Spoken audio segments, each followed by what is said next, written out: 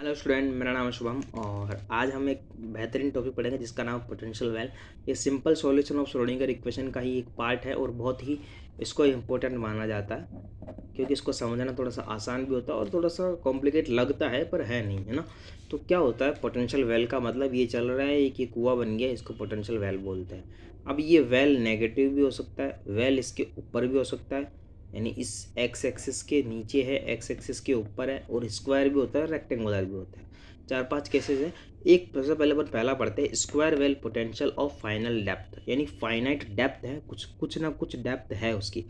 तो कोई भी पोटेंशियल रीजन है वो अगर 0 से a के बीच में है, फाइनाइट है, कांस्टेंट है और नेगेटिव पोटेंशियल रीजन है उसका, क्या कहते हैं कि कोई भी एक if a one dimensional potential region x equal to 0 to x equal to a, finite constant and negative value of potential region, potential region v of x equal to minus v of v naught and another area of potential यहाँ और यहाँ is 0, this potential region is work like potential well। Clear बात, ये तो है। और इसको mathematically इन पोटेंशियल के रीजन्स को कैसे लिखते हैं, v of x equal to 0, v of x equal to minus v not, v of x equal to 0, x is less than 0, 0 से इसके बीच में रीजन सेकंड है, रीजन फर्स्ट है, रीजन थर्ड है। क्लासिकली कहता है कि फर्स्ट रीजन होगा तो ये होगा, सेकंड रीजन होगा, थर्ड रीजन होगा तो v1 होगा। ठीक है, यानी कहने का मतलब है कि अगर एनर्जी मेरी यहाँ पे है, ये मेरा पार्टिकल है, ये मेरी एनर्जी है, तो पार्टिकल को सीधे सीधे सीधे सीधे निकल जाना चाहिए, यानी 100% ट्रांसमिट होना चाहिए और 0% रिफ्लेक्शन होना चाहिए। लेकिन क्वांटम मैकेनिक्स कहाँ मानता है इनकी बातों को, क्वांटम मैकेनिक्स कुछ और ही खिचड़ी पकाता है। क्या क्या पकाता है क्वांटम मैकेनिक्स, वो देखते हैं। क्वांटम मैकेनिक्स को पकाने के लिए क्या करना पड़ेगा हमको, सबसे पहले श्रोडिंगर इक्वेशन समझनी पड़ेगी। श्रोडिंगर इक्वेशन समझने के लिए उसके बाद में क्या करना पड़ेगा, इसमें रीजन अप्लाई करके श्रोडिंगर इक्वेशन निकालनी पड़ेगी। सबसे पहले फर्स्ट रीजन के लिए निकालेंगे तो साई फर्स्ट निकलेगा, फिर रीजन नंबर थर्ड निकालेंगे, क्यों, क्योंकि दोनों में ही पोटेंशियल की वैल्यू 0 है। ठीक है, अब यहाँ पर डी की वैल्यू 0 की हो गई, वो पहले भी कारण बता चुका हूँ मैं, 3 बार बता रहा हूँ ये कारण, इसलिए साई थर्ड की वैल्यू क्या आएगी, सी ई की पावर आयोटा के एक्स। फिर किस में अप्लाई करेंगे, फिर अपन अप्लाई करेंगे रीजन सेकंड में। सेकंड रीजन में क्या है, पोटेंशियल की वैल्यू नेगेटिव है, नेगेटिव लगाया तो मुझे एक 2me plus v not upon h cut square, इसको मैंने k1 बोला। जो श्रोडिंगर इक्वेशन बनी उसका मैंने एक वेव फंक्शन लिखा, एफ ई की पावर आयोटा k1x प्लस जी माइनस आयोटा k1x। ध्यान रखना, इक्वेशन नंबर फर्स्ट मिली ये रही, इक्वेशन नंबर सेकंड मिली, इक्वेशन नंबर थर्ड ये मिली। ठीक है, तीनों में कोई मल्टीपल कांस्टेंट है, उस कांस्टेंट को वैल्यू कैलकुलेट करना है। अब कैसे कैलकुलेट करना है, same to same similarly region जो मेरी पहले की क्लास देखी है जिसने, उसको समझ में आ जाएगा कि इन कांस्टेंट की वैल्यू कैसे निकालते हैं। क्लियर है, बाउंड्री एंड कंटिन्यूटी कंडीशन लगाते हैं, कांस्टेंट में रिलेशन निकालते हैं, रिफ्लेक्शन ट्रांसमिशन निकालते हैं, तो इनको कैलकुलेट करते हैं। क्लियर, यही प्रोसेस रहता है, सब में यही प्रोसेस है। ठीक है, देखो कैसे कैलकुलेट करते हैं। देखो, मैं पर्सनली किसी को बोल नहीं रहा हूँ, बट आपको पहले वो वीडियोस देखनी पड़ेगी ताकि तुम्हें समझ में आ जाएगी A B C F G की वैल्यू कैसे निकालते हैं। क्लियर बात, बाउंड्री एंड कंटिन्यूटी कंडीशन लगानी है, ए बी निकालना है, फिर सी एफ में निकलेगी वैल्यू, फिर बी बाई ए करना है, बी बाई ए करके बाद जी ए बाई एफ आएगा, जी बाई एफ की वैल्यू निकालनी तो बी बाई ए अपना ये आ जाएगा। ठीक है, फिर सी बाई ए निकालना है, सी बाई ए से आ जाएगा। फिर क्या करना है, रिफ्लेक्शन निकालने के लिए क्या करना है, इसका मोड करना, फिर इसका स्क्वायर करना तो रिफ्लेक्शन आ जाएगा। क्लियर है, अगर इसका मोड स्क्वायर करेंगे तो क्या आ जाएगा, ट्रांसमिशन कोफिशिएंट आ जाएगा, रिफ्लेक्शन प्लस ट्रांसमिशन की वैल्यू 1 आ जाएगी, जिसको बोलते हैं प्रोबेबिलिटी कंजर्व्ड। मेन है फिजिकल सिग्निफिकेंस समझना कि पोटेंशियल वेल का फिजिकल सिग्निफिकेंस क्या होता है। अगर कोई पार्टिकल की एनर्जी है, ये मेरा डेप्थ है, ठीक है, ये मेरा एनर्जी है जो कि पॉजिटिव है। अगर कोई पॉजिटिव एनर्जी का पास पार्टिकल है, वो इस पोटेंशियल वेल को पास करता है, इसके ऊपर से जाता है, इसके अंदर से जाता है, तो पार्टिकल का रिफ्लेक्शन की प्रोबेबिलिटी जो है वो परिमित है, इनफाइनाइटली रिफ्लेक्ट नहीं होगा। पार्टिकल की कुछ प्रोबेबिलिटी रिफ्लेक्टेड होगी, लेकिन ट्रांसमिशन की वैल्यू तो 1 से कम ही होगी। ये कहता है क्वांटम मैकेनिक्स, हम क्वांटम मैकेनिक्स की बात कर रहे हैं, जबकि according to the classical theory क्या कहते हैं कि पार्टिकल का 100% ट्रांसमिशन होना ही चाहिए, और क्वांटम मैकेनिक्स से कहते हैं कि ट्रांसमिशन की प्रोबेबिलिटी 100% तो नहीं होगी, लेकिन इसका कुछ पार्ट जो होगा वो इंसिडेंट वेव का रिफ्लेक्टेड होगा और कुछ पार्ट ट्रांसमिटेड होगा। ये बात सभी कहते हैं। अब है हमारा if k1 equal to a इगर 2n+1 अपॉन पाई बाई 2 है, तो sine K1 a equal to plus या -1 इसकी वैल्यू होगी। तो इससे मैंने देखा कि रिफ्लेक्शन होगा तो मैक्सिमम कितना रिफ्लेक्शन होगा, और ट्रांसमिशन नहीं हो रहा अगर क्वांटम मैकेनिक, तो ट्रांसमिशन की मिनिमम वैल्यू क्या होगी।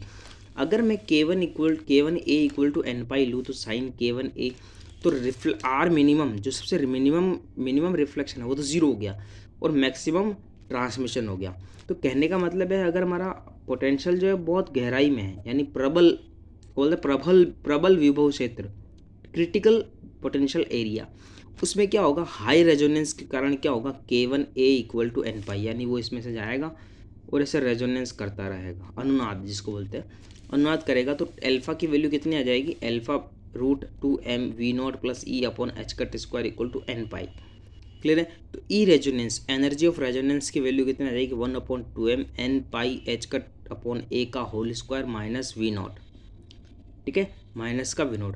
अगर विभव कूप की गहराई, जो हमारा पोटेंशियल वेल है, उसकी जो डेप्थ है वो इंसिडेंट जो इलेक्ट्रॉन हो रहा है उसकी एनर्जी से बहुत ज़्यादा है, तो वापस से समझना, पोटेंशियल वेल की जो डेप्थ है वो इंसिडेंट इलेक्ट्रॉन की एनर्जी से बहुत ज़्यादा है, तो वो क्या कहलाएगा, उसमें जो रेजोनेंस रेजोनेंस होगा उसको बोलते हैं पर रामसोल टाउनसेंड पर इफेक्ट।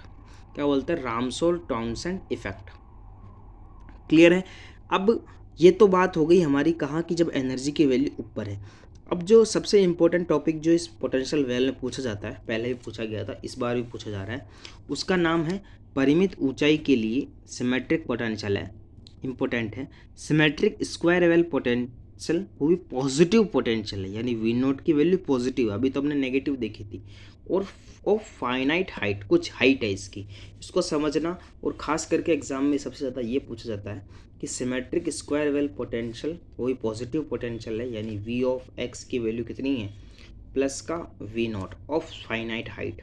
क्लियर है। V ऑफ x की वैल्यू V0 है, V ऑफ x 0 है, V ऑफ x V0 है, कहाँ कहाँ V0 है और कहाँ कहाँ V0 है। देखो यहाँ पे V0 है, कहाँ है, -a/2 पे, और V0 है कहाँ पे, a/2 पे, और 0 पे V0 है, और देखो इस पूरे पोटेंशियल पे 0 है यहाँ इस जगह। ये तो मैंने एक्सिस बनाई है, x एक्सिस और V of axis. Classically particle कहता है कि 100% इस पार्टिकल यहाँ है, बाउंड है, इसको यह पार्टिकल ऐसे कूद के बाहर नहीं जा पा रहा है, ठीक है। क्लासिकली पार्टिकल 100% बाउंड है, इस एरिया में ही घूमेगा, ये एरिया में इसकी वेलोसिटी, इसका मास है, इस एरिया में घूमेगा। पॉसिबिलिटी बहुत कम है कि इसको ये कूद के बाहर आ जाए, पहली बात तो ये। तो कहाँ से कहाँ पोटेंशियल होगा, जब एनर्जी की वैल्यू इस पोटेंशियल से ज़्यादा हो। एनर्जी, मेरे पार्टिकल की एनर्जी तो सर यहाँ पे, मेरा पार्टिकल चुपचाप थका हुआ यहाँ बैठा है, इससे मेरा पार्टिकल यहाँ है ना, तो इस एनर्जी तक जा सकता है, इतना क्रॉस नहीं कर सकता कि इस V0 को क्रॉस कर जाए। इस बैरियर जो दीवारें होती है, जेल की दीवारें देखी, बड़ी बड़ी दीवारें होती है, उसके अंदर कैदी बैठा, वो कैदी बाहर नहीं जा पाता, उसके कूद के जाने की पॉसिबिलिटी होती ही नहीं है, बहुत कम पॉसिबिलिटी होती है। यानी पार्टिकल के बाउंड होने की पॉसिबिलिटी कितनी है, 100% अंदर रहने की, ठीक है। इसलिए इसको बोलते हैं सिमेट्रिक है, स्क्वायर वेल पोटेंशियल है, और पॉजिटिव पोटेंशियल है, यानी दीवारें ऊपर की तरफ बहुत बड़ी बड़ी है। एक तो गहराई में खड्डा खोद के बनाया तो उसको बोलते हैं पोटेंशियल वेल इन डेप्थ, और अगर दीवारें बड़ी बड़ी कर दी तो गहराई वैसे हो गई ना, अर्थ से ऊपर बड़ी बड़ी दीवारें बना दी, तो क्या हो गया इसका मतलब, फाइनाइट कुछ हाइट बना दी उसकी, इस हाइट से तो ऊपर नहीं जाना चाहिए। मैक्सिमम इंसान की हाइट है 7 या 8 मान सकते हो। अगर हमें 20 फीट की दीवार बना दो तो क्या वो कूद पाएगा उसको बिना सीढ़ी के, वही हालत यहाँ पे है पार्टिकल की। क्लियर है। आगे देखो नेक्स्ट, वही बात करते हैं कि क्वांटम मैकेनिक्स क्या कहता है। क्वांटम मैकेनिक्स की इक्वेशन आ गई, ठीक है। अब हमें क्या करना है, x is less than a, यानी इस जगह मेरा पोटेंशियल कितना है, V0 है, तो अल्फा स्क्वायर बराबर कितना आ गया, वही इसमें लगोगे, फिर अल्फा स्क्वायर की वैल्यू होगी 2m V0 minus e upon h का स्क्वायर। पोटेंशियल की वैल्यू अगर A0 से ज़्यादा है तो मेरा potential V0 same to same आ जाएगा। तो इसके जो वेव फंक्शन आए, ये आए वेव फंक्शन, ये फर्स्ट सेकंड वेव फंक्शन, ध्यान रखना, इंपॉर्टेंट क्यों है वो अब बता रहा हूँ। अगर x की वैल्यू -इनफाइनाइट है, यहाँ रखो -इनफाइनाइट, यहाँ रखो -इनफाइनाइट, तो x की वैल्यू अगर इनफाइनाइट, यहाँ माइनस रखा तो इनफाइनाइट, e की पावर इनफाइनाइट कितना होता है, की पावर इनफाइनाइट 0, तो 0 आएगा तो क्या आ जाएगा यहाँ पे, b की वैल्यू 0 होनी चाहिए, should be be equal to 0 should be. तो देखो इन्फाइनाइट पे वेव फंक्शन कितना होगा 0, यहाँ भी इन्फाइनाइट है वेव फंक्शन क्या होगा 0। तो बी की वैल्यू यहाँ 0 होनी चाहिए, यहाँ पे एफ की वैल्यू 0 होनी चाहिए, यहाँ रखा और यहाँ रखा। क्लियर है। यहाँ ई की पावर इन्फाइनाइट क्या होता है 0, ई की पावर माइनस इन्फाइनाइट रखा तो वो इन्फाइनाइट बन गया, ई की पावर इन्फाइनाइट कितना हो गया 0। तो बच क्या गया साई फर्स्ट बराबर ए ई की पावर अल्फा एक्स बच गया। यहाँ पे क्या बच गया साई थर्ड जी ई की पावर माइनस अल्फा एक्स। ये फर्स्ट बन गया, ये सेकंड बन गया। ठीक है। अब रीजन फर्स्ट और थर्ड की तो बात हो गई, अब रीजन किसकी बात करेंगे, रीजन नंबर थर्ड की। रीजन नंबर सेकंड सेकंड क्या कहता है कि जो पोटेंशियल है हमारा -a/2 से a/2 के बीच में है, तो पोटेंशियल की वैल्यू कितनी होगी 0। तो क्या बन गई Schrodinger equation del two psi second over del x square plus beta square psi second x. तो बीटा स्क्वायर की वैल्यू कितनी आ गई 2m स्क्वायर। ध्यान रखना है, इसको याद रखना अपने दिमाग में। एक तो बीटा स्क्वायर की वैल्यू ध्यान में रखनी है, एक हमारे ध्यान में रखनी है अल्फा स्क्वायर की वैल्यू ध्यान में रखनी है। दोनों अल्फा स्क्वायर और ये हो गया हमारा बीटा स्क्वायर, इन दोनों की वैल्यू रखनी है। तो साई सेकंड वेव फंक्शन क्या आ गया C sine beta x plus D cos beta x. Clear है। वही बाउंड्री एंड कंटिन्यूटी कंडीशन लगानी। बाउंड्री एंड कंटिन्यूटी कंडीशन पहले लगाएंगे x इक्वल टू a/2 पे, फिर लगाएंगे x इक्वल टू a/2 पे। एक तो -a/2 एक +a/2। तो -a/2 पे लगाया तो psi first x equal to 0। ध्यान रखना हमारे जो वेव फंक्शन है वो वेव फंक्शन कौन कौन से है, एक तो इक्वेशन नंबर फर्स्ट आई, एक इक्वेशन नंबर सेकंड आई और एक इक्वेशन नंबर थर्ड आई। ये तीन हमारे वेव फंक्शन आए। इनमें बाउंड्री कंटिन्यूटी कंडीशन दोनों लगाई। इक्वेशन नंबर 4 आई, इक्वेशन नंबर 5 आई। ये थोड़ा इसकी मैथमेटिकल कैलकुलेशन थोड़ी टफ लग सकती है तुमको, तो थोड़ा सा ध्यान से देखना है ना। यहाँ तक बात समझ में आ गई क्या वापस बताना पड़ेगा मुझे, बताओ। कुछ नहीं करना, देखो सबसे पहले श्रोडिंगर इक्वेशन लगानी है। ठीक है, श्रोडिंगर इक्वेशन में वैल्यू लिखनी है पोटेंशियल की। पोटेंशियल एक बार V0 है और एक बार 0 है। तो एक बार V0 रखा 0 रखा तो तीन वेव फंक्शन आ गए, फर्स्ट सेकंड और थर्ड। ठीक है, तीनों में क्या लगाना बाउंड्री एंड कंटिन्यूटी कंडीशन लगा के दो वैल्यू निकली, इक्वेशन नंबर 4 निकली, इक्वेशन नंबर 5 निकली। ठीक है, same to same x equal to a/2 लगाना है, तब कंटिन्यूटी और बाउंड्री कंडीशन लगानी है। तो दो equation I, equation number 4 and 5। ध्यान से देख लो इनको गौर करके आंखें खोल के। इक्वेशन नंबर 6 और इक्वेशन नंबर 7 आई। अब करना क्या है मैं तरीका बता देता हूँ तुम्हें इन दोनों इक्वेशन का डील करने का तरीका क्या है। सबसे पहले करना है इक्वेशन 4 और 6 को जोड़ना है, जोड़ दोगे। इक्वेशन नंबर 5 और इक्वेशन 7 को जोड़ना है। मैं जो बोल रहा हूँ वो यहाँ पे छोटे से बॉक्स में लिख देता हूँ। क्या करेंगे इसके अंदर 4 और 7 को जोड़ेंगे, 4 और 6 को जोड़ेंगे, 5 और 7 को जोड़ेंगे, जोड़ देंगे। क्लियर है। जो इक्वेशन नंबर अब तो ये तो हो गया, एक बार जोड़ दिया, एक बार क्या करना है घटाना है 4 - 6 और 5 - 7। ठीक है, जो इन सबसे चारों से इक्वेशन आएगी फर्स्ट सेकंड थर्ड फोर्थ, इनके साथ क्या करना है वो आगे देखते हैं। तो सबसे पहले क्या करना है इक्वेशन नंबर 4 और इक्वेशन नंबर 6 को जोड़ना है, तो ये इक्वेशन आ जाएगी हमारी। 5 और 7 को जोड़ना तो ये इक्वेशन आ जाएगी। इक्वेशन नंबर 8 दे दिया, इक्वेशन 9 दे दिया। अब क्या करना है दोनों को घटाना है, इक्वेशन 4 - 6 करना तो ये इक्वेशन आ जाएगी, इक्वेशन 5 - 7 करना तो ये इक्वेशन आ जाएगी। तो मुझे जो इक्वेशन मिली वो मिली कौन कौन सी 8 9 10 11। ठीक है, अब क्या करना है इक्वेशन नंबर लास्ट 11 दिख रही है, इक्वेशन नंबर 8 दिख रही है, इसका इसमें भाग देना है। क्यों कर रहे हैं, ताकि देखो a प्लस जी ई की power minus alpha by a plus G e की power minus alpha by a, तो दोनों क्या हो जाएंगे कैंसिल हो जाएंगे और क्या बच जाएगा अल्फा बच जाएगा हमारा, ये अल्फा बच गया। इधर करेंगे तो सब कैंसिल हो जाएगा, केवल बीटा बचेगा और क्या बचेगा tan beta by 2, alpha equal to beta tan beta a by 2। ऐसे कैसे इक्वेशन नंबर 9 और इक्वेशन नंबर 10 के साथ करना है। इसके ऐसे भाग दोगे तो अल्फा ऊपर रहना चाहिए हमेशा, तो क्या बच गया अल्फा बच गया। यहाँ पे माइनस का बचा माइनस का 2c, तो यहाँ पे क्या बच गया माइनस का alpha equal to beta cot theta by 2, cot beta a by 2। Equation number 12 और इक्वेशन नंबर 13 मिली। ये दोनों इक्वेशन को बोलते हैं ट्रांसकेंडल इक्वेशन। अगर दोनों एक टाइम पे फॉलो नहीं होगी, या तो ये फॉलो होगी या ये फॉलो होगी, एक समय पे ये फॉलो होगी एक समय पे ये फॉलो होगी। ध्यान रखना इस बात का क्लियरिटी से। इक्वेशन नंबर 12 साथ देगी या इक्वेशन नंबर 13 साथ देगी, तो ट्रांसकेंडल इक्वेशन ये होती है। Both are not valid at same time, एक समय पे एक ही वैलिड होगी, दोनों साथ में वैलिड नहीं होगी। इस टॉपिक से क्वेश्चन जो है वो बनता है कि सिमेट्रिक फाइनाइट डेप्थ पोटेंशियल जो पॉजिटिव में है उसकी energy eigen value and eigen function निकालिए। तो सबसे पहले अपन इन दोनों को यूज करते हुए फंक्शन निकालेंगे, फिर इन दोनों को यूज करते हुए एनर्जी आइगन वैल्यू निकालेंगे। क्लियर बात? आगे दिमाग में चली गई सारी बात? देखो निकालते हैं आगे। तो देखो सबसे पहले आइगन फंक्शन निकालते हैं। हमारे पास ये इक्वेशन है अल्फा बराबर beta tan beta a by to.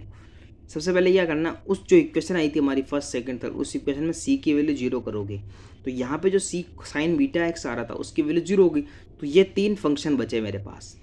क्या करना है अब, x equal to a by two. ये माइनस का ए बाई टू ही क्यों लिया, क्योंकि हमारा देखो यहाँ ऐसे पोटेंशियल वैल था, ये माइनस ए बाई टू पे था और ये ए बाई टू पे था। तो जब ये वाला लेंगे तो कौन सा रीजन इन्वॉल्व होगा, फर्स्ट और सेकंड। जब ये लेंगे तो कौन सा रीजन होगा, सेकंड और रीजन थर्ड, ये दोनों इन्वॉल्व होंगे। तो हम पहले इसकी बात करें तो फर्स्ट सेकंड इन्वॉल्व हो गया, फर्स्ट का रखा, सेकंड रखा, एक्स की जगह माइनस ए बाई टू रखा, दोनों इक्वेशन को रखा। कंटिन्यूटी कंडीशन नहीं लगा रहे हैं, केवल बाउंड्री लगा रहे हैं। क्लियर है? यहाँ से इसको इधर भेजेंगे तो क्या मिल जाएगा मुझे, ए को कहाँ रखेंगे, यहाँ पे और यहाँ पे रख दो, रखा तो ये इक्वेशन आ गई फर्स्ट सेकंड थर्ड। इसको बोलते हैं अपन आइगन फंक्शन। ठीक है? यहाँ पे देखो x की जगह माइनस एक्स रखो, कोई फर्क पड़ेगा क्या?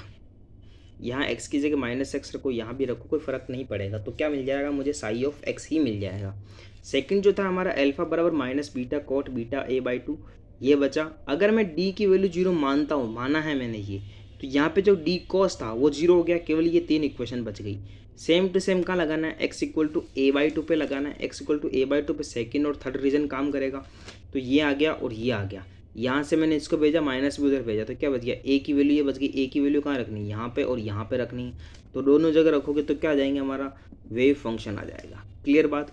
अब है एनर्जी आइगन वैल्यू निकालना। यहाँ पे देखो, यहाँ माइनस करोगे तो साइन के अंदर अगर माइनस डाला तो वो माइनस बाहर निकाल देगा। एनर्जी आइगन वैल्यू पैरिटी, यहाँ पैरिटी कितनी हो गई, -1, और यहाँ पे पैरिटी कितनी हो गई, पैरिटी समता, यहाँ पैरिटी कितनी हो गई, +1। क्लियर है? अब हमें एनर्जी आइगन वैल्यू देख रहे हैं। अल्फा बराबर beta tan beta a by to और माइनस अल्फा, इन दोनों के बीच का डिफरेंस देखते हैं, दोनों को देखते हैं। Minus alpha beta cot beta a by two. ठीक है? यहाँ पे ए बाई टू से मल्टीप्लाई किया दोनों तरफ, यहाँ भी ए बाई टू से, यहाँ भी ए बाई टू से मल्टीप्लाई किया। इसको मैंने y माना, इसको मैंने x माना, इसको मैंने x माना, इसको मैंने y माना, इसको मैंने x माना, इसको मैंने x माना, यानी x बराबर कितना हो गया, बीटा ए बाई टू। ठीक है? y बराबर x tan x minus y equal to x tan x cot x. ये इवन फंक्शन के लिए, ये ऑड फंक्शन के लिए। ठीक है? X square plus y square किया तो क्या बच गया, alpha square plus beta square equal to a square upon 4। कैसे आया ये एक्स वाई, देखो एक्स का मतलब ये रहा, मैंने बताया एक्स बराबर ये, और वाई बराबर कितना आ गया, अल्फा ए बाई टू। बोलो एक्स ये रहा, वाई ये रहा, x square plus y square equal to ये आया। अल्फा बीटा की वैल्यू मैंने पहले ब्रैकेट में बंद करवाई है ताकि तुम्हें याद रहे कि अल्फा और बीटा की वैल्यू क्या है, वो रखी। क्लियर है? तो ये हमारा ये बन गया m v naught a square upon h का स्क्वायर। देखो मास भी कांस्टेंट है, वी नॉट भी कांस्टेंट है, ए भी कांस्टेंट है, एच का भी कांस्टेंट है, तो ये एक कांस्टेंट वैल्यू है गामा स्क्वायर। तो ये जो इक्वेशन दिख रही है अपन को, x square plus y square equal to gamma square, ये एक सर्किल की इक्वेशन है जहाँ पे गामा बराबर क्या है, root m v naught a square upon 2h square, जो क्या है रेडियस की बात करता है यहाँ पे गामा। अब मैंने देखो y बराबर एक्स टेन एक्स और y बराबर माइनस एक्स कॉट एक्स के कर्व बनाए, ग्राफ बनाए। तो कैसे कर्व बनाए, y इक्वल टू एक्स, क्या ऐसे लाइन होती है y इक्वल टू एक्स। तो क्लियर है? ये है एक्स टेन एक्स की वैल्यू जो कि जीरो पर भी जीरो पे भी टच करता है। तो ये बन गई एक तो फर्स्ट, एक ये बन गया सेकंड, ये बन गया थर्ड। मैंने सर्किल की क्वेश्चन बनाई तो कहाँ कट कर रहा है, एक तो यहाँ पे कट कर रहा है, एक यहाँ सर्किल बनाया तो एक यहाँ पे कट कर रहा है। यहाँ जीरो पे सर्किल कट नहीं कर रहा है। क्लियर है? यानी यहाँ एक जो बन रहा था ना वो नहीं बनेगा क्योंकि यहाँ माइनस है, ये इवन के लिए है और ये ऑड के लिए है। क्लियर है बात? यहाँ तक समझ में आया? और हम एनर्जी की बात करते हैं, जो एनर्जी सभी के लिए लागू होनी चाहिए वो एनर्जी है n square pi square h cut square upon 8m a square. N की वैल्यू 1 रखोगे तो एनर्जी बन जाएगी, 2 रखोगे, 3 रखोगे, 4 रखोगे, 5 रखोगे, 6 7 जो रखोगे उससे एनर्जी वैल्यू निकल जाएगी। तो क्लियर है? Eigen function, energy eigen function और एनर्जी वैल्यू दोनों निकल गई। यही है इस टॉपिक का कंसेप्ट जो हमें समझना है। ये एनर्जी वैल्यू है, ये हमारी आइगन फंक्शन है। ये आइगन फंक्शन आई के लिए और ये आइगन फंक्शन इवन के लिए, ये आइगन फंक्शन ऑड के लिए और ये हमारी एनर्जी आइगन वैल्यू। ओके, धन्यवाद, राधे राधे।